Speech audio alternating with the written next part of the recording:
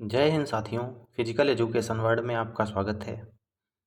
साथियों, आज की क्लास में हम लोग एनाटॉमी और फिजियोलॉजी के क्वेश्चंस को डिस्कस करने वाले हैं।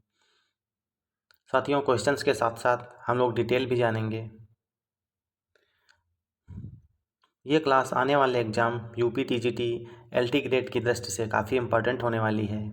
साथियों, वीडियो में आ गए हैं तो वीडियो में अंत तक बने रहें। आइए चलते हैं दोस्तों, हम लोग अपनी क्लास को स्टार्ट कर लेते हैं।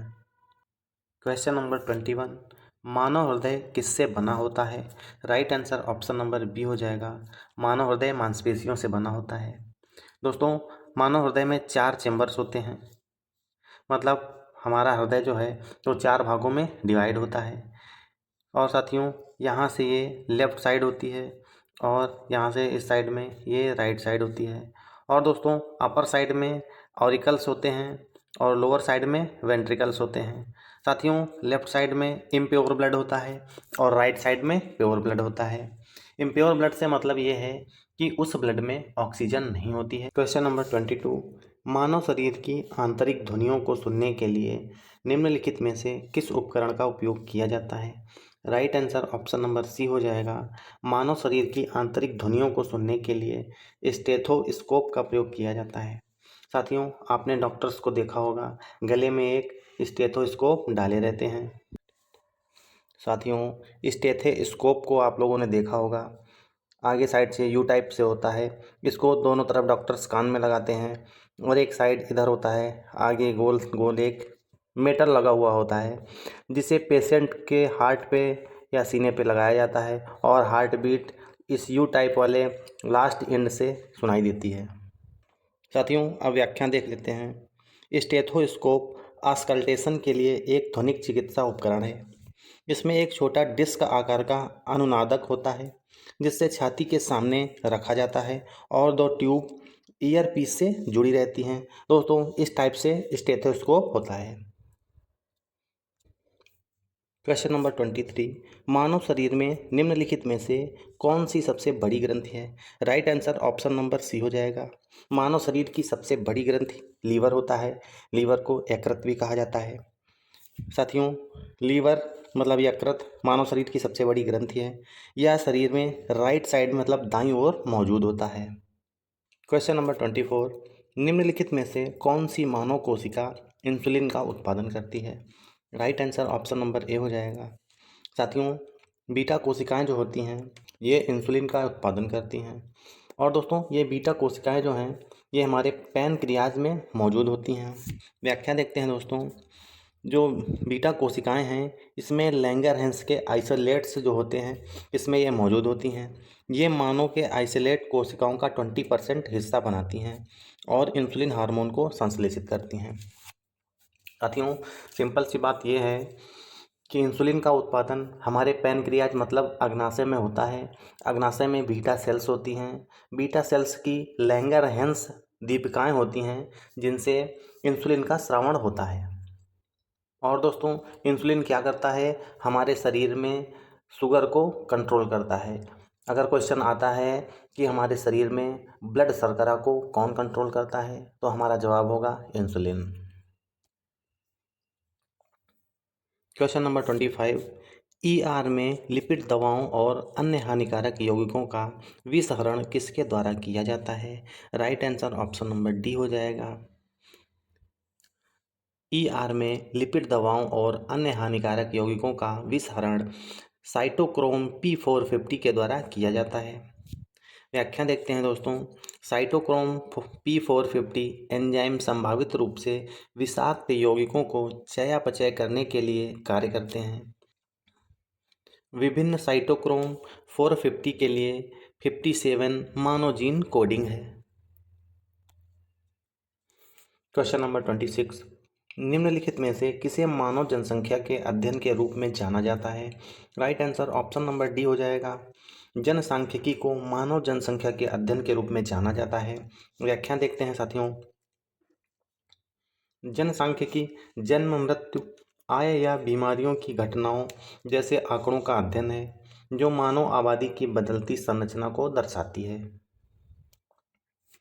क्वेश्चन नंबर 27, मनुष्यों में निम्नलिखित में से किस प्रकार का प्लेसेंटा पाया जाता है? Right answer option number A हो जाएगा। मनुष्यों में डिस्काइडल प्रकार का प्लेसेंटा पाया जाता है। डिटेल देखते हैं दोस्तों। मनुष्यों में पाए जाने वाले प्लेसेंटा को डिस्कोइडल कहा जाता है। यह एक प्लेसेंटा है जिसमें कोरियोनिक विली एक गोलाकार प्लेट में व्यवस्थित होते हैं।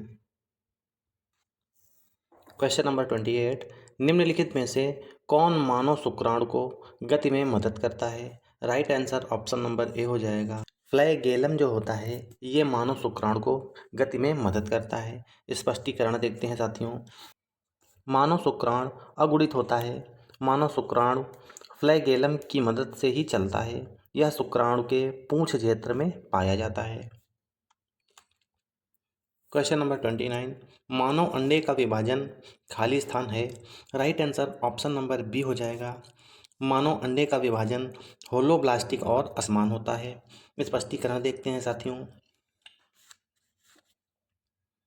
मानव अंडे का विभाजन होलोब्लास्टिक और असमान होता है। होलोब्लास्टिक दरार अंडे में देखी जाती है जिसमें मध्यम से विरल मात्रा में जर्दी होती है। होलोब्लास्टिक दरार एक आइसोलेसिथल या माइक्रोलेसिथल अंडे का ब्लास्टोमेरिस में पूर्ण विभाजन होता है। क्वेश्चन नंबर 30, निम्नलिखित में से कौन सी मानव आँख की सबसे भीतरी परत है? Right answer option number A हो जाएगा। रेटिना जो होता है ये मानव आँख की सबसे भीतरी परत होती है। साथियों स्पष्टीकरण को देखते हैं। रेटिना मानव आँख की सबसे भीतरी परत है। यह प्रकाश के प्रति संवेदनशील परत होती है। रेटिना प्रकाश किरणों को आवेगों में परिवर्तित करता है जो ऑप्टिक तंत्रिका के माध्यम से मस्तिष्क तक जाती हैं, जहां उन्हें उस छवि के रूप में व्याख्या किया जाता है जिसे हम देखते हैं। क्वेश्चन नंबर 31, निम्नलिखित में से कौन मनुष्यों में श्वास दर को नियंत्रित करता है? Right answer option number D हो जाएगा। मेडुला ऑब्लंगेटा जो होता है वो मनुष्यों में श्वास दर को कंट्रोल करता है। व्याख्या देखते हैं साथियों। मनुष्यों में सांस लेने की दर मेडुला ऑब्लंगेटा जो होता है इसके द्वारा कंट्रोल होती है। यह ब्रेन स्टेम में मौजूद होता है। यह मस्तिष्क का एक महत्वपूर्ण पार्ट होता है। क्वेश्चन नंबर 1, ब्रोंकियोल्स और फैलोपियन नलिका की आंतरिक सतह पर मौजूद उपकला ऊतक खाली स्थान है। Right answer option number B हो जाएगा। ब्रोंकियोल्स और फैलोपियन नलिका की आंतरिक सतह पर जो उपकला ऊतक मौजूद होते हैं उन्हें सिलिएटेड कहा जाता है। स्पष्टीकरण देखते हैं साथियों। सिलिएटेड उपकला ऊतक ब्रोंकियोल्स और फैलोपियन ट्यूब की आंतरिक सतह पर मौजूद होते हैं। सीलिया नामक ये बाल शरीर के कणों को बाहर निकालने में हेल्प करते हैं। इसके लिए ये आगे पीछे चलते रहते हैं। इनमें गॉबलेट कोशिकाएं होती हैं जो श्लेष्मा स्रावित करती हैं। क्वेश्चन नंबर 2, फेफड़ों के अंदर श्वसन का स्थान होता है। Right answer option number A हो जाएगा। फेफड़ों के अंदर श्वसन का स्थान एल्वियोली होता है। स्पष्टीकरण देखते हैं साथियों। एल्वियोली फेफड़ों की छोटी वायु थैली होती है जो तेजी से गैसीय विनिमय की अनुमति देती है। यह श्वसन प्रणाली में संचालन क्षेत्र के बिल्कुल अंत में और श्वसन क्षेत्र की शुरुआत में स्थित होती है। क्वेश्चन नंबर 3, ऑस्टियक्थिस में मौजूद गिल्स की संख्या होती है। Right answer option number B हो जाएगा। ऑस्टियक्थिस में 12 पेयर्स गिल्स होते हैं। देखते हैं दोस्तों व्याख्या। ऑस्टियक्थिस को बोनी मछली कहा जाता है। वे गलफड़ों के माध्यम से सांस लेते हैं। उनके पास 12 जोड़े गलफड़े मौजूद होते हैं। क्वेश्चन नंबर 4, खाली स्थान एयर कंडीशनर के रूप में कार्य करता है। Right answer option number A हो जाएगा। नाक कक्ष जो होता है ये एयर कंडीशनर के रूप में कार्य करता है। स्पष्टीकरण को देखते हैं साथियों। नाक के कक्ष नाक के अंदरूनी हिस्से होते हैं। प्रत्येक गुहा 2 नाखूनों में से एक का विस्तार है। वे एयर कंडीशनर के रूप में कार्य करते हैं। क्वेश्चन नंबर 6, श्वास नली का कार्य क्या होता है? Right answer option number A हो जाएगा। श्वास नली का कार्य होता है सांस लेने वाली हवा को छानना। स्पष्टीकरण देखते हैं साथियों। श्वास नली को वायु नली के नाम से भी जाना जाता है। यह एक कार्टिलाजिनस ट्यूब है जो ग्रसनी और स्वर यंत्र को फेफड़ों से जोड़ती है। यह हवा को फिल्टर करती है। क्वेश्चन नंबर 7, श्वास नली खाली स्थान की ओर जाती है। Right answer option number C हो जाएगा। श्वास नली ब्रोंकाई की ओर जाती है। साथियों व्याख्या देखते हैं। श्वास नली श्वसनी की ओर जाती है। श्वसनी मतलब ब्रोंकाई होता है साथियों। श्वास नली स्वर यंत्र से फैलती है और दो प्राथमिक श्वास नलियों में विभाजित हो जाती है। क्वेश्चन नंबर 8, हाइलिन उपास्थि का प्राथमिक कार्य क्या है? Right answer option number C हो जाएगा। हाइलिन उपास्थि का प्राथमिक कार्य है श्वास नली को सहारा देना। अब देखते हैं साथियों व्याख्या को। हाइलिन कार्टिलेज कांच की तरह लेकिन पारदर्शी कार्टिलेज होता है। इसमें कोई तंत्रिका या रक्तवाहिका नहीं होती है और इसकी संरचना सरल होती है। यह श्वास नली को सहारा देता है। क्वेश्चन नंबर 9, निम्नलिखित में से कौन श्वसन तंत्र के संवाहक भाग से संबंधित नहीं है? Right answer option number C हो जाएगा।